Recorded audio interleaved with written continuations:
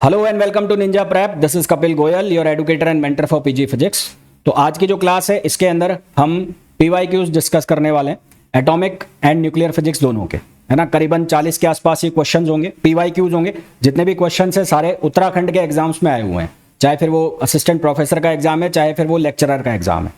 Atomic physics और nuclear के जितने भी क्वेश्चन है वो सारे मैंने उठा लिए। इसके बाद एक दो लेक्चर और हम देख सकते हैं न्यूक्लियर और एटॉमिक के ऊपर। अगर मेरे को टाइम मिला तो और क्वेश्चंस भी हम इसके ऊपर करेंगे। तो वीडियो को कंटिन्यू करूं उसके पहले रिक्वेस्ट रहेगी, प्लीज वीडियो को लाइक जरूर कर दें, चैनल को सब्सक्राइब जरूर कर दें। और ऐसा मत सोचना कि उत्तराखंड में ये क्वेश्चंस आए हैं तो बाकी स्टेट में नहीं पूछे जा सकते।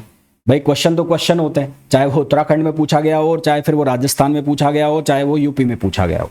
आपको जो प्रीवियस ईयर क्वेश्चन है उनसे ये आइडिया लग जाता है कि एग्जामिनर किस तरह के क्वेश्चन सोच सकता है, किस तरह के क्वेश्चन पूछ सकता है। तो बस वही आइडिया यहाँ से आपको लगता है। तो वीडियो को कंटिन्यू करूं उसके पहले प्लीज वीडियो को लाइक जरूर करें, चैनल को सब्सक्राइब जरूर कर दें अगर अभी तक नहीं किया है। तो चलिए स्टार्ट करते हैं। तो पहला जो क्वेश्चन हमें शो हो रहा है उसमें पूछा गया है, in which region of electromagnetic spectrum does the Lyman series of hydrogen atom lies. Lyman series कौन से जो रीजन है उसमें लाई करती है। हालांकि ये तो डायरेक्ट आंसर है कि आंसर आएगा यूवी, फिर भी आपको पता होनी चाहिए 5 सीरीज होती है। एक होती है लाइमन सीरीज, एक होती है बामर, लाइमन बामर, एक होती है पाश्चन, एक होती है ब्रैकेट, और एक होती है कौन सी, पी फंड। तो लाइमन जो सीरीज है वो किस में आती है, यूवी में। बामर जो सीरीज है एक इकलौती ऐसी सीरीज है जो किस में आती है, विजिबल रेंज में आती है। बामर किस में आती है, विजिबल में। बाकी ये किस में आएगी, तीनों नीचे वाली, ये तीनों इंफ्रारेड में आएगी। ये तीनों जो पी फंड, ब्रैकेट और पाश्चन है, ये तीनों की तीनों किसके अंदर आएगी, इंफ्रारेड के अंदर आएगी। तो हमें पूछा है कि लाइमन किस में आती है, तो लाइमन किस में आती है, अल्ट्रावायलेट में। तो आंसर आ जाएगा अल्ट्रावायलेट। फिर दूसरा क्वेश्चन जो है उसमें पूछा गया है, the milky man experiment shows that the electric charge was. तो जो मिल्की मैन एक्सपेरिमेंट है उसका रिजल्ट क्या है, तो मिल्की मैन एक्सपेरिमेंट में रिजल्ट आता है कि Q इक्वल्स टू एनी, और ये हमें ये बताता है कि जो चार्ज है वो क्या होता है, क्वांटाइज्ड होता है। ये रिजल्ट हमें बताता है कि जो चार्ज है वो क्या होता है, क्वांटाइज्ड होता है। तो हमारे पास क्या ऑप्शन आ जाएगा, सी ऑप्शन आ जाएगा। अगला क्वेश्चन देखो, एक्सरे फोटोन कोलाइड करता है एक फ्री इलेक्ट्रॉन के साथ, और उसके बाद एक फोटोन स्कैटर्ड होता है। During this collision there is a conservation of. अब ये कौन सा प्रोसेस हो गया, ये हो गया कॉम्पटन इफेक्ट। ये जो है ये कौन सा हो गया, कॉम्पटन इफेक्ट। और कॉम्पटन इफेक्ट की अगर मैं बात करूं तो यहाँ पर हमारे पास जो फोटोन है जब वो फ्री इलेक्ट्रॉन से कोलाइड करेगा तो उस केस में जो एनर्जी है वो भी कंजर्व होगी, एनर्जी जो है वो क्या होगी, कंजर्व होगी। और एनर्जी के साथ साथ यहाँ पर मोमेंटम जो है वो भी क्या होगा, कंजर्व होगा। तो एनर्जी और मोमेंटम दोनों ही क्या रहेंगे, कंजर्व रहेंगे। तो हमारे पास जो आंसर है वो क्या आ जाएगा, डी आ जाएगा। फिर अगला जो क्वेश्चन है उसमें पूछा गया है, the half life of an isotope of an element is 5 days. Half life दी है किसी आइसोटोप की, वो दी है 5 डेज। उसके बाद बोला है the mass of 10 gram sample of this isotope remaining after 20 days. तो स्मॉल टी जो है उसकी वैल्यू दी है 20 डेज। तो आपके पास एक फॉर्मूला होता है m equals to m not 1/2 power n। अब यहाँ जो ये n है, n की वैल्यू क्या होती है, t अपॉन टी हाफ। तो t जो है उसकी वैल्यू हमारे पास है 20 और हाफ लाइफ हमें दिया हुआ है 5 डेज। तो यहाँ से ये कितना आ गया, 1/4।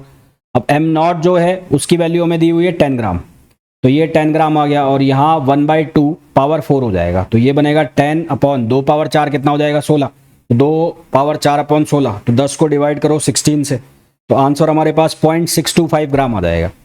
तो आंसर हमारे पास कितना आ जाएगा, 0.625 ग्राम, जो कि कौन सा ऑप्शन हो जाएगा, बी ऑप्शन हो जाएगा। नेक्स्ट क्वेश्चन देखो, alpha particle are nuclei of. Alpha particle जो है वो किसके बराबर होता है, वो बराबर होता है 2He4। 2He4 मतलब 2 प्रोटॉन हो गए और 2 ही क्या हो गए, न्यूट्रॉन हो गए, है ना। 2 प्रोटॉन हो गए और 2 ही क्या हो गए, न्यूट्रॉन हो गए। इलेक्ट्रॉन भी 2 ही हो गए हालांकि। तो यहाँ पर अल्फा पार्टिकल किसका न्यूक्लियाई होता है, न्यूक्लियाई होता है हीलियम का। तो आंसर हमारे पास क्या आ जाएगा, हमारे पास आंसर आ जाएगा हीलियम। अगला है atomic spectra is an example of. Atomic spectra में जो लाइंस बनती हैं वो डिस्क्रीट स्पेक्ट्रम लाइंस बनती हैं, डिस्क्रीट स्पेक्ट्रा लाइंस। तो डिस्क्रीट स्पेक्ट्रा लाइंस जो होती हैं ये क्या बनाती है, लाइन स्पेक्ट्रा बनाती है। क्या बनाती है, लाइन स्पेक्ट्रा बनाती है। तो हमारे पास जो आंसर है वो क्या आ जाएगा, लाइन स्पेक्ट्रा आ जाएगा। ये बैंड स्पेक्ट्रा और कंटिन्यूअस स्पेक्ट्रा ये गलत हो जाएगा। फिर है the fine structure constant has a value near. Fine structure constant मतलब अल्फा, और अल्फा किसके बराबर होता है, E² upon 4 pi epsilon not H cut C। अब ये सारे के सारे कांस्टेंट है, और इन सभी कांस्टेंट की वैल्यू रखेंगे तो हमारे पास जो नंबर आता है वो आता है 1/137। और ये एक डायमेंशनलेस कांस्टेंट होता है। ये क्या होता है? एक डायमेंशनलेस कांस्टेंट होता है। ठीक है, क्या होता है? Dimensionless constant. तो आंसर हमारे पास क्या आ जाएगा? सी आ जाएगा। क्या आंसर आ जाएगा? सी। फिर अगला क्वेश्चन है allowed transition obey the. Allowed transition जो है वो किस रूल को फॉलो करता है? सिलेक्शन रूल को। तो for electric dipole transition, electric dipole transition, electric dipole transition. तो अगर मैं इलेक्ट्रिक डाइपोल ट्रांजिशन की बात करूं तो उसके लिए डेल्टा एल की वैल्यू कितनी होनी चाहिए? +-1 होनी चाहिए। तो हमारे पास जो सिलेक्शन रूल है वो क्या हो जाएगा? डेल्टा एल +-1, जो कि ऑप्शन हो गया बी। सन का केस है हीलियम इज प्रोड्यूस। तो सबसे पहले बात तो ये बता दूं, सन जो हीलियम है, हाइड्रोजन कंबाइंड होकर बनाते हैं हीलियम, और ये कौन सा प्रोसेस होता है? ये फ्यूजन प्रोसेस होता है। हाइड्रोजन जो है वो कंबाइंड होते हैं, हाइड्रोजन कंबाइंड होते हैं और कंबाइंड होकर ये क्या बनाते हैं? हीलियम बनाते हैं। हाइड्रोजन कंबाइंड होकर क्या बनाते हैं? हीलियम। और ये जो प्रोसेस होता है कौन सा प्रोसेस होता है? फ्यूजन प्रोसेस होता है। तो आंसर हमारे पास क्या आ जाएगा? डी आ जाएगा। अब आपको लग रहा होगा कि इतने सिंपल सिंपल क्वेश्चन, भाई इतने ही ऐसे ही क्वेश्चन आते हैं। एग्जाम जो है वो पास करने के लिए बने होते हैं और ज़रूरी नहीं कि आपसे बड़े बड़े क्वेश्चन धुआंधार न्यूमेरिकल पूछे जाए। वो तब पूछे जाते हैं जब आपको प्रॉपर टाइम दिया जाता है। जैसे गेट का एग्जाम होता है, नेट का एग्जाम होता है, वहाँ क्वेश्चन कम होता है, टाइम ज़्यादा होता है। ऐसे जो एग्जाम है, जो वनडे एग्जाम होते हैं, यहाँ पर टाइम कम होता है, क्वेश्चन ज़्यादा होते हैं।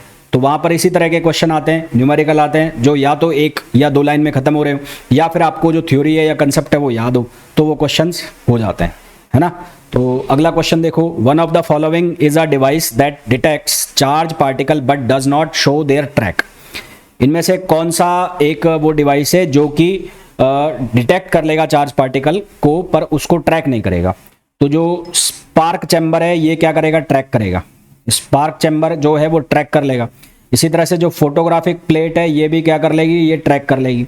और इसी तरह से जो बबल चैम्बर है ये भी क्या कर लेगा? ये ट्रैक कर लेगा रिकॉर्ड को, रिकॉर्ड ट्रैक।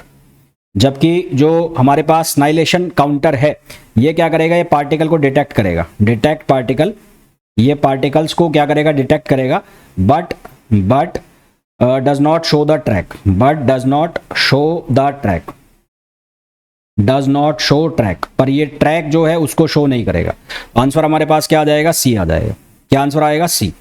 अगला देखो, द न्यूट्रॉन इन एटम, एक एटम के अंदर जो न्यूट्रॉन है sorry, are part of nuclear charge. तो ये गलत है, वो न्यूक्लियर चार्ज का पार्ट नहीं होता। ठीक है। दूसरा है rotate about the nucleus in circular orbit. तो ये डज नॉट रोटेट, तो डज नॉट रोटेट, तो ये भी हमारे पास क्या हो गया? गलत हो गया। तो सेकंड ऑप्शन भी गलत, फर्स्ट भी गलत। फिर आया very in number with different isotope. हाँ, ये वेरी कर सकता है, बिल्कुल सही बात है। जो न्यूट्रॉन का नंबर है वो वेरी कर सकता है। फोर्थ है are always equal in number to the total number of protons. तो जरूरी नहीं है कि हमेशा उसके बराबर ही हो, उससे अलग भी हो सकता है। तो जो फोर्थ है वो भी हमारे पास क्या हो गया? गलत हो गया। Not always equal to proton, यहां पर क्या आ जाएगा? Not always equal to proton, not always equal to proton, हमेशा प्रोटॉन के इक्वल नहीं होगा। तो सही पूछा है हमें, तो सही कौन सा हो गया? सी हो गया। फिर अगला है when an atom undergoes beta decay. जब किसी एटम में बीटा डिके होता है तो एटम नंबर ऑफ न्यूक्लियस, तो अब कुछ भी नहीं गिवन है तो बाय डिफॉल्ट आप बीटा माइनस डिके लेके चलो।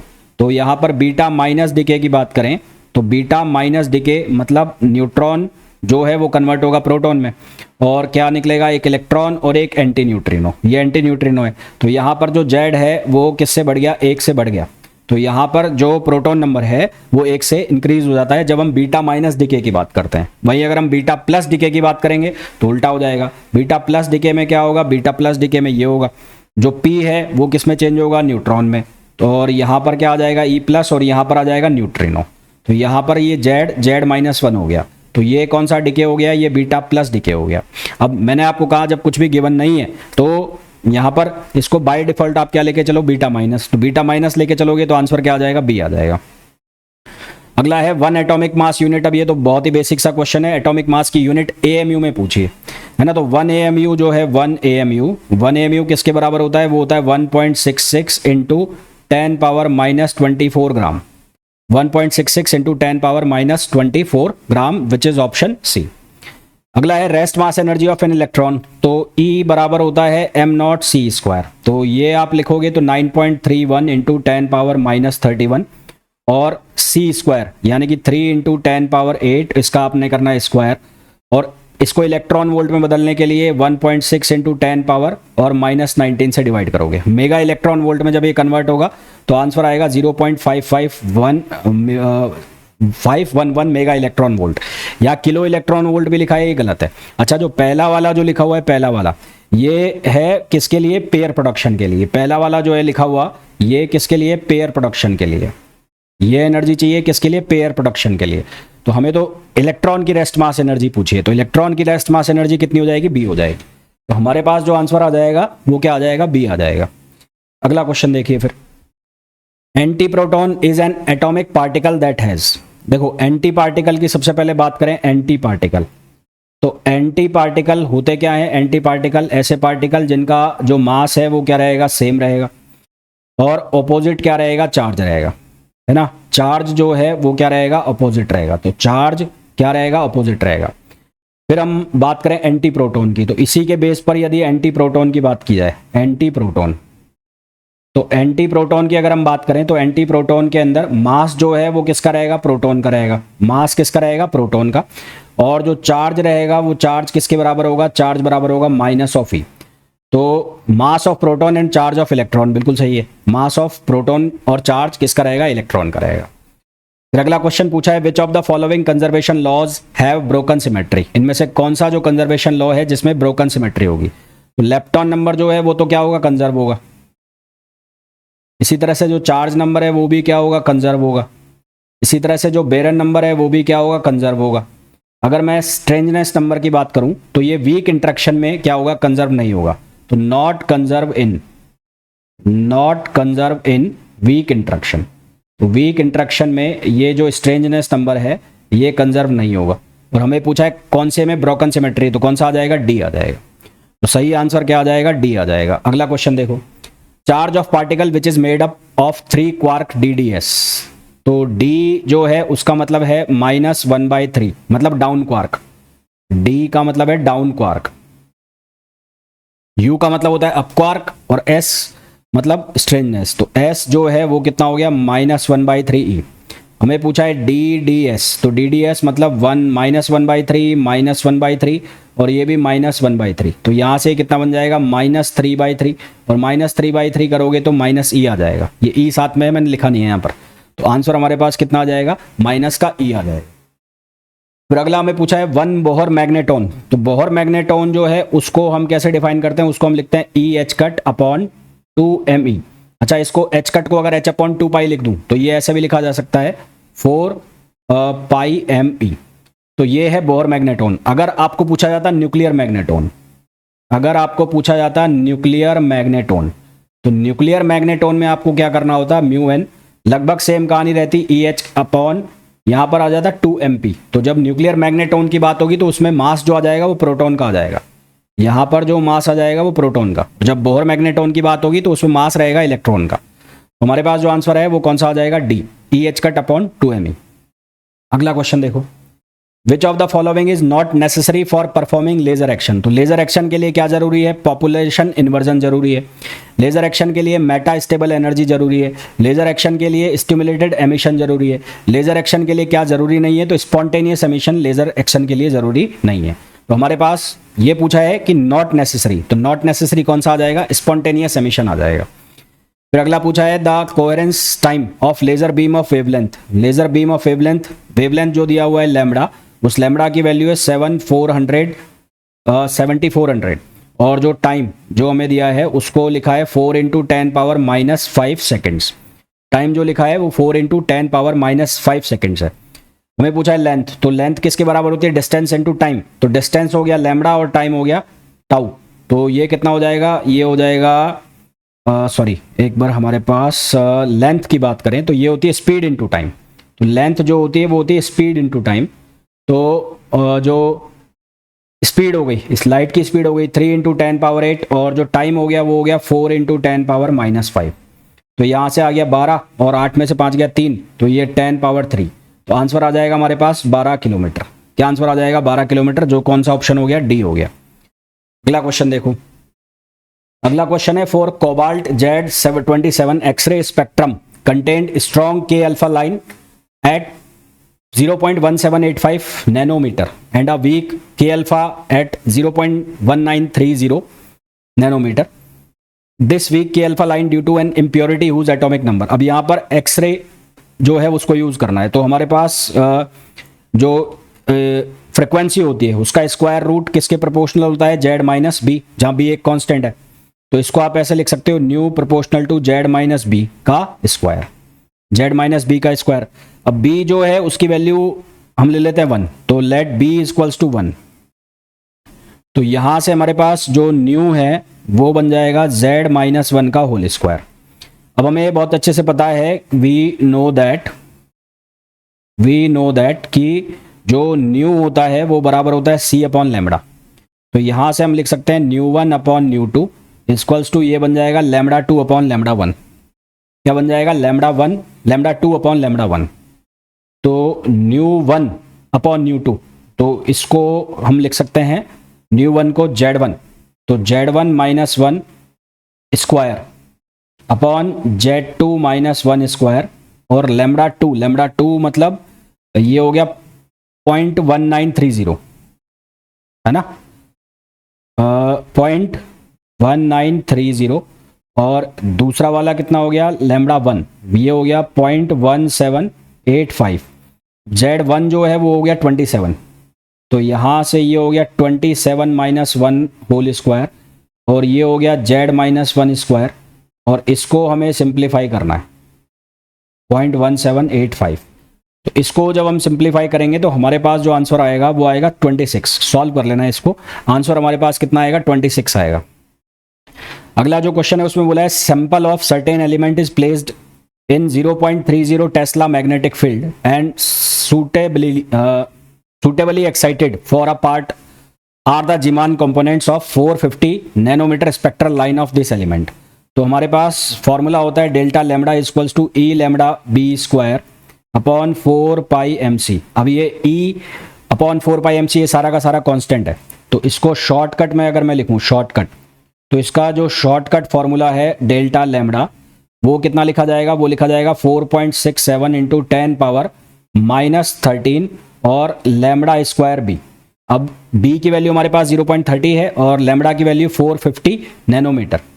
तो ये वैल्यू अगर हम सब्स्टिट्यूट करें यहाँ पर, तो 4.67 इंटू 10 पावर माइनस 13 और लैम्बडा की वैल्यू है 450, तो इसको आर्मस्ट्रॉन्ग में बदल दो तो 400 हो जाएगा, ये है ना, 450 100, और जो हमारे पास ये है ये हो गया 0.30 टेस्ला।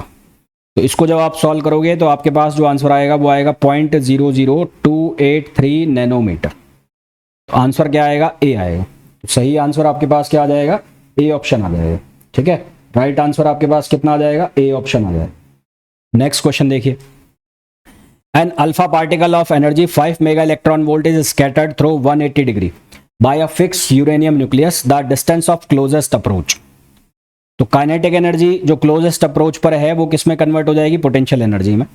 काइनेटिक एनर्जी को अगर मैं ई से लिखूं तो ये बन जाएगा k z1 z2 E square upon R. तो हमें वैल्यू किसकी निकालनी है, आर की, तो आर किसके बराबर हो जाएगा, k z1 z2 E square upon और kinetic energy E.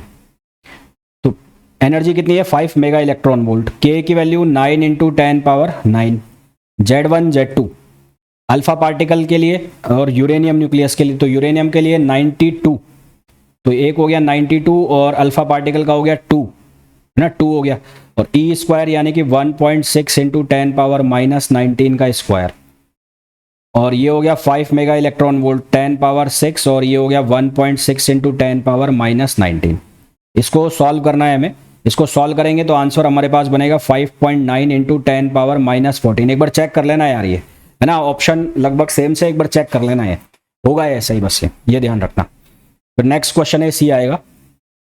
Next question है complete the equation for the following fission process. तो पहले मास कंजर्वेशन लगा लो, मास कंजर्वेशन, तो मास कंजर्वेशन लगाओगे तो LHS पर है 235 प्लस 1 236 बनना चाहिए, और इधर है 90, तो जोड़ के देखो 90 प्लस 143 90 प्लस 143 ये 233 आ रहा है, 236 आना चाहिए, पहला तो गलत हो गया। दूसरे में आ रहा है +2 और कर दो, ये 235 आ रहा है तो ये भी गलत हो गया। तीसरे में 142, तो ये तो वैसे ही गलत होगा। तो यहाँ पर इसको देखो आप, 90 है, 235 और एक 36, और 236 माइनस 90, 146 बनना चाहिए। तो 146 कहाँ बनेगा, ये यहाँ इसको 43 करो, ये शायद मिस्टेक है यहाँ पर। तो ये 146 यहाँ बनेगा, तो 143 तो ये हो गया, और +3 न्यूट्रॉन्स का ये हो गया, और 235 90 इसमें ये जोड़ दो तो 236, तो ये आंसर बन जाएगा। ये तो मास कंजर्वेशन से आ गया, यहाँ पर ये मिस्टेक है, ये 43 होना चाहिए। चार्ज कंजर्वेशन में लगा लो, चार्ज कंजर्वेशन। तो चार्ज कंजर्वेशन लगाओगे तो चार्ज कंजर्वेशन के अकॉर्डिंगली 92 + 0 कितना आना चाहिए, 92, और इधर कितना आ रहा है 38, 38 और 54 ही बैठेगा, +54, तो डी ऑप्शन ही आएगा, है ना। कौन सा ऑप्शन आएगा, डी आएगा। फिर अगला क्वेश्चन है, half life of a radioactive element which has only 1/32 of its original mass, यानी कि m/m0 की वैल्यू 1/32 है। तो ये बराबर हो गया 1/2 पावर 5, और यहाँ से 1/2n, यानी कि n जो है उसकी वैल्यू हो गई 5। अब n बराबर होता है t/t हाफ, और ये वैल्यू 5 है। तो 60 डेज, तो हाफ लाइफ बतानी है, तो t की वैल्यू हो गई 60, और ये हो गया t हाफ, और ये हो गया 5। तो यहाँ से t हाफ जो है वो कितना हो जाएगा, 12 हो जाएगा। तो आंसर हमारे पास कितना आ जाएगा, 12 डेज आ जाएगा। फिर हमें पूछा है next, which of the following nuclear model, nuclear fission को कौन एक्सप्लेन करता है, तो न्यूक्लियर फिजन को एक्सप्लेन करता है लिक्विड ड्रॉप मॉडल। कौन एक्सप्लेन करता है, लिक्विड ड्रॉप मॉडल। अगला क्वेश्चन देखो, hydrogen, deuterium, singly ionised helium and doubly ionised lithium all have one electron around the nucleus. Consider an electron transition from level n equals to 2 to n equals to 1 if the wavelength, देखो यहाँ सीधा सीधा है 1/λ proportional to Z square, ये करके निकाल लो। तो lambda की जो वैल्यू है 1/z² के इन्वर्सली प्रोपोर्शनल हो जाएगी। तो सबसे पहले हाइड्रोजन के लिए, हाइड्रोजन सबसे पहले आप सॉल्व कर लो, किसके लिए, हाइड्रोजन के लिए। तो हाइड्रोजन के लिए λ1 इक्वल्स टू 1, ठीक है, क्योंकि जेड यहाँ पर क्या हो गया, 1 हो गया, जेड क्या हो गया, 1 हो गया। और फिर ड्यूट्रियम के लिए भी जेड इक्वल्स टू 1 हो गया, तो λ2 हो गया। तो यहाँ से एक चीज़ तो क्लियर है कि λ1 और λ2 दोनों बराबर आने वाला है।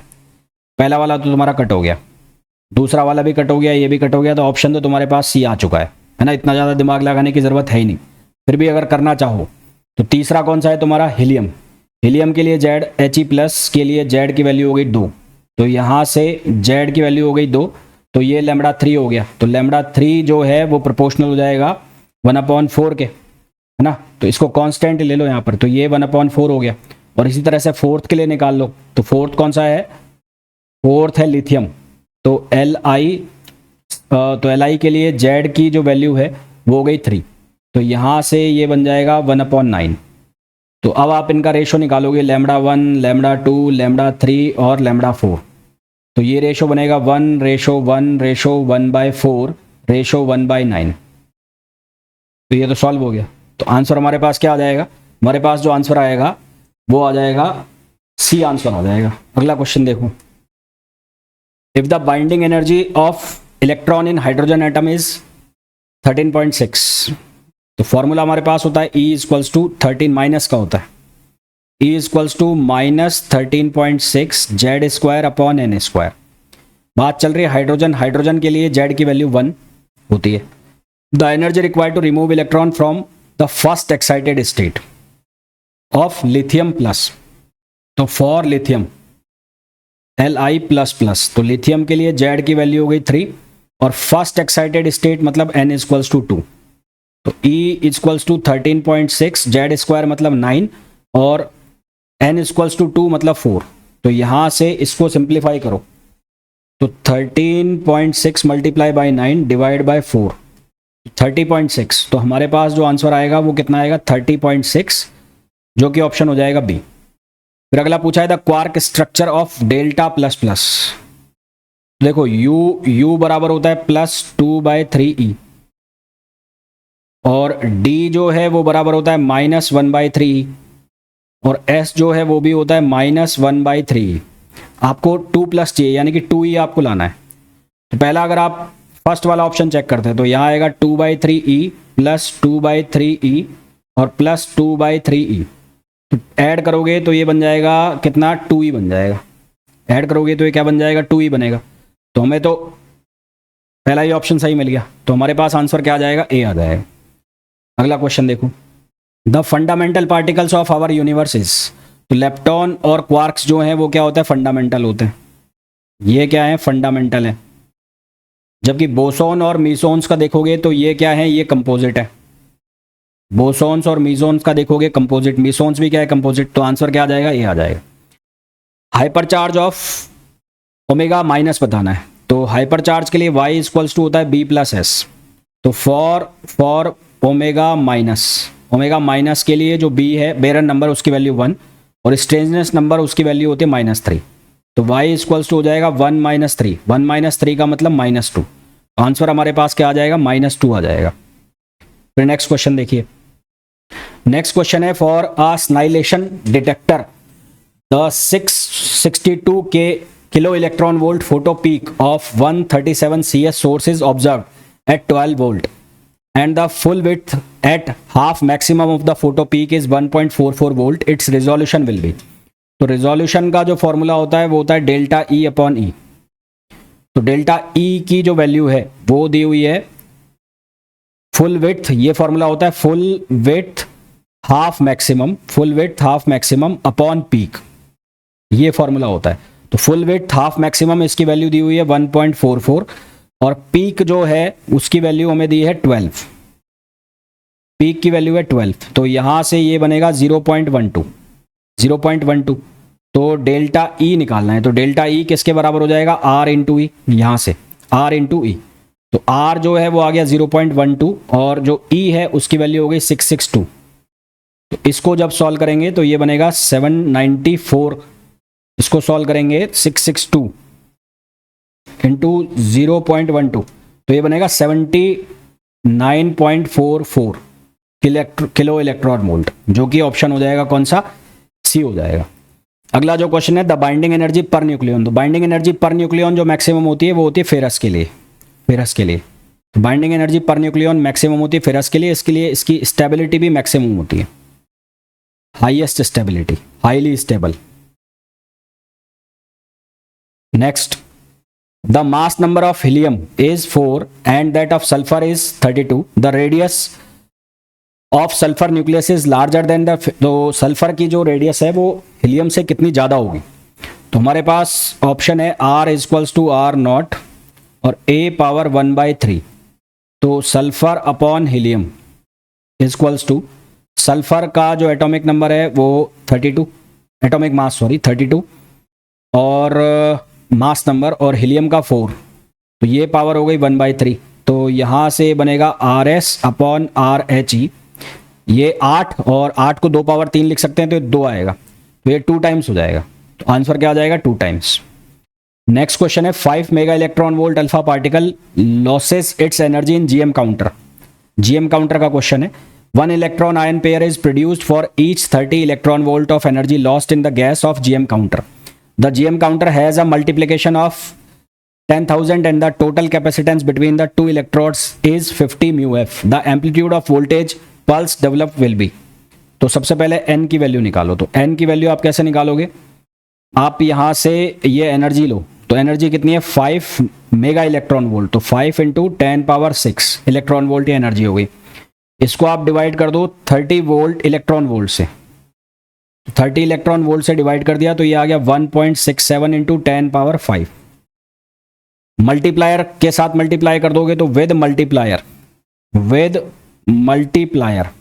विद मल्टीप्लायर फैक्टर कितना है 10,000, तो 10,000 के साथ हो जाएगी 1.67 × 10⁻9, क्योंकि 4 हो गया ना, तो 5 और 4 9, तो 1.67 × 10⁻9। अब Q जो है वो बराबर होता है N के, तो n की वैल्यू हो गई 1.67 × 10⁻9 और e की वैल्यू हो गई 1.6 × 10⁻−19। तो यहाँ से Q की वैल्यू 2.67 और इनटू ये कितना आ गया 10 power minus 10 coulomb, 10 power minus 10 coulomb. तो V इक्वल्स टू क्या हो जाएगा Q अपॉन C।